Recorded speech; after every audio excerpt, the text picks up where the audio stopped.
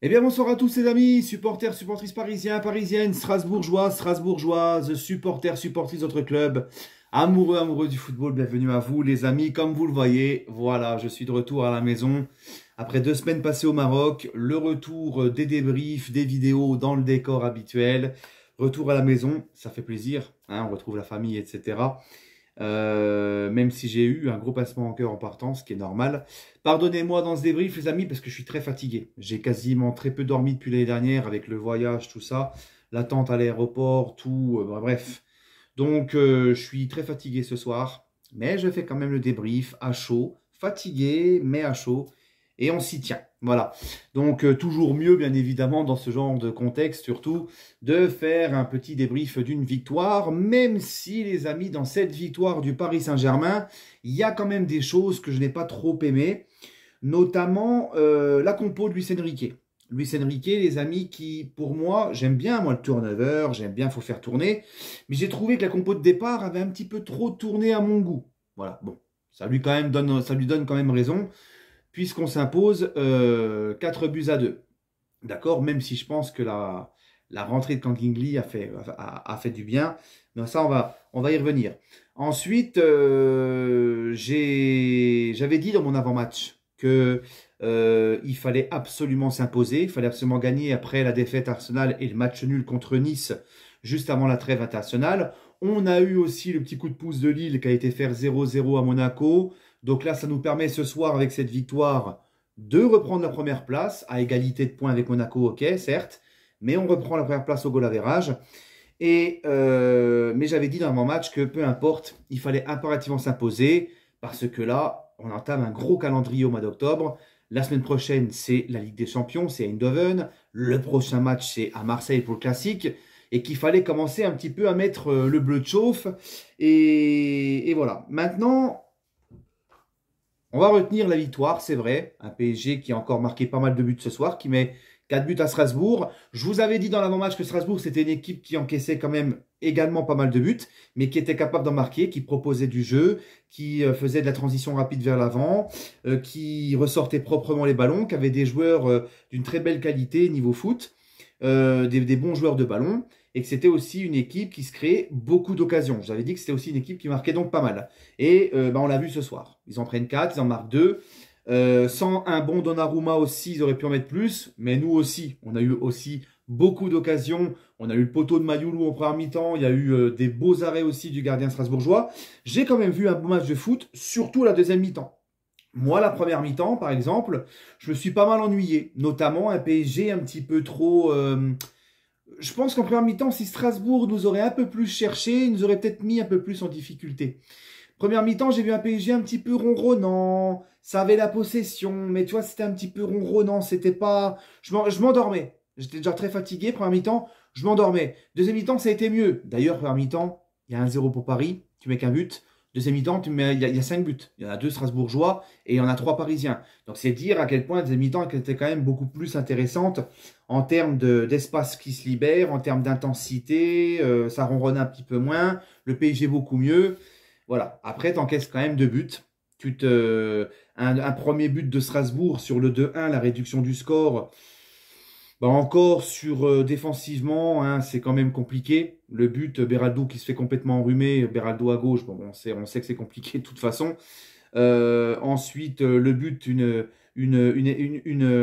passivité de Pacho, hein, qui est très nonchalant sur son intervention, qui croit sans vouloir y croire, en fait, tu vois. Et il nous avait pas habitués à ça, Pacho. Mais attention, Pacho, hein, déjà face à Arsenal, c'était compliqué. À Nice, il s'est fait pas mal bouger.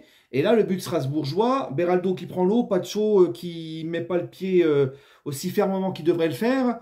Attention, Pacho, à pas trop t'endormir sur tes lauriers. C'est pour ça que je pense aussi que le retour de Presco et de Lucas Hernandez va faire du bien à certains aussi derrière. Tu vois? Parce qu'attention à se mettre dans un confort, à s'endormir sur les lauriers. Tu vois?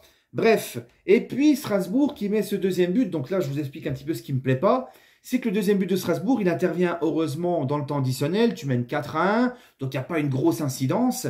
Mais, encore sur un coup de pied arrêté où c'est très très mal défendu. Donc ça, les amis, ça ne me plaît pas. Et sur ça, on ne s'améliore pas sur les coups de pied arrêtés. Sur les phases, sur les coups de pied arrêtés adverses, on ne s'améliore pas, on ne rassure pas du tout. Hein? Donc voilà. Sinon, les amis, dans l'ensemble, j'ai vu un PSG quand même qui a maîtrisé. Un PSG qui a eu beaucoup d'occasions. Un PSG qui a mis ses occasions au fond, la plupart. Un Barcola qui est encore une fois buteur. Bradley, les gars, passe décisive, but. Beaucoup de percussions. Très bon ce soir, très intéressant. Contrairement à Désiré Doué, qui m'a beaucoup déçu ce soir, Désiré Doué, qui, comme depuis ses débuts avec le PSG, quand il rentre, il montre quasiment pas grand-chose. Voilà, il va falloir se réveiller, Désiré Doué, parce que c'est un joueur qui est bourré de talent. On le sait, on le connaît, c'est un joueur qui est capable de faire beaucoup mieux. Mais au PSG, pour le moment, il est méconnaissable. Hein, il fait quasiment aucune différence. On le voit très peu dans le jeu, très transparent. Mais par contre, Barcola, voilà. Barcola, fidèle à lui-même, qui marque son 7e but de la saison, qui fait encore en plus une super belle passe D à Mayoulou. Mayoulou, les amis, justement, ça m'ouvre la porte. Mayoulou, qui n'a pas beaucoup joué cette saison, depuis le début de la saison, qui nous a fait un très bon match. Et je vous avouerai, quand j'ai vu la compo de départ, j'ai vu Mayoulou au milieu, je me suis dit, bon, ok, bon, on va voir. Mais Mayoulou, franchement, superbe match. Il est sorti, je crois, à la 65e. Il a été partout. Il a récupéré des ballons. Il a mis de l'intensité. Il a mis du coffre, du physique. Il a marqué un très beau but. Hein, vraiment, le mec, la finition, devant les cages, serein comme un vrai neuf. Franchement, super. Très gros match de Mayoulou. Je me demande même si c'est pas son meilleur match depuis qu'il est pro au Paris Saint-Germain. Il a été, pour moi, pourtant, tu avais Neves, tu avais Vitinha. Pour moi, au milieu, c'était lui qui a vraiment montré le plus de choses. Neves, qui fait encore une passe décisive. Ça doit être sa 6e depuis le début de la saison de championnat. Meilleur passeur Neves, meilleur buteur Barcola. Passe décisive de Neves pour Kangin, qui malgré tout cette saison marque beaucoup de buts. Kangin qui fait une très bonne rentrée. J'ai beaucoup aimé ce qu'a apporté Kangin dans le jeu en une touche, dans les petits espaces, sa technicité en tant que faux neuf. On le savait, on l'avait déjà découvert à ce poste-là. Il a remplacé un Asensio qui n'a pas été dégueulasse, a quand même pas mal participé au jeu, qui a marqué, Asensio aussi, et qui a marqué un vrai but de renard des surfaces, un but à la Pippo Inzaghi. Et là, ce soir, les amis, tu as 4 buteurs différents.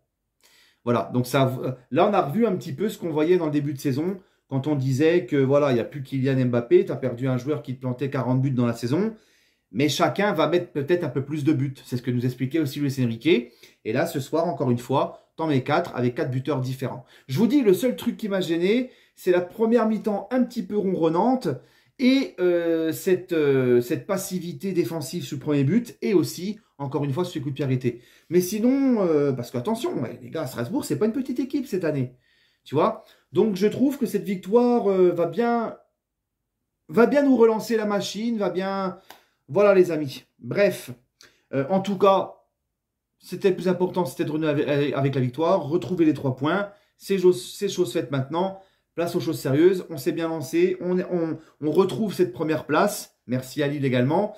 Voilà, il n'y a pas que le PSG qui va perdre des points dans la saison. Comme je vous l'ai dit, ça va être une belle bataille cette saison en Ligue 1, et tant mieux. Maintenant, les amis, mes tops, mes flops. Alors moi, mes tops, je vais mettre Mayoulou, bien évidemment. Je vais mettre Barcola. Et j'ai envie de mettre Kangin pour son entrée. Voilà. Et en flop, je vais mettre Désiré Doué. Encore une fois, j'en attends plus de Désiré Doué. En autre flop, je vais mettre Pacho. Pacho qui pourtant fait une très belle passe D à Barcola sur le but de Barcola. Mais j'en attends plus que Pacho. Et j'ai vraiment pas aimé sa nonchalance sur le but qu'on a encaissé. Il nous a montré beaucoup de meilleures choses depuis qu'il est arrivé, Pacho. Et il avait l'habitude d'être dans mes tops. Tu vois. Et bien évidemment, mon autre top mon autre flop dans ce match, c'est Beraldo encore une fois. Hein. Je suis désolé, il est plein de bonne volonté, c'est un bon gars, mais franchement, c'est une horreur à gauche. C'est une horreur et il n'est pas latéral gauche, on en a déjà parlé. À la base, il est défenseur central, mais il joue à gauche, c'est horrible. Et voilà, c'est mes flops, tout ça. Zahir Emery aussi. Moi, j'aime beaucoup Zahir Emery, mais à droite, c'est pas Hakimi, quoi. Hein, il n'apporte pas. De toute façon, Beraldo, à gauche, n'apporte pas ce qu'apporte à Mendes. Et Zahir Emery n'apporte pas ce qu'apporte à Hakimi, offensivement. Voilà. Et on sait que dans le système de jeu de Luis Enrique, bah pourtant, l'apport des latéraux offensivement est hyper important. Ça, c'est le gros mystère de ce mercato, de ne pas avoir donné de vraie rotation à Hakimi et Mendes. Bref, on va pas se répéter à chaque fois, mais voilà. Mais sinon, l'essentiel est là. On a vu quand même un PSG sérieux, qui a marqué des buts, qui s'est créé des occasions, qui a bien joué, surtout en deuxième. Donc voilà, les amis. Je suis quand même très content, malgré les petits bémols dans ce match, les petits trucs qui m'ont pas plu. Sur ce, les amis, dites-moi votre avis en commentaire. Prenez soin de vous et toujours et encore, allez Paris.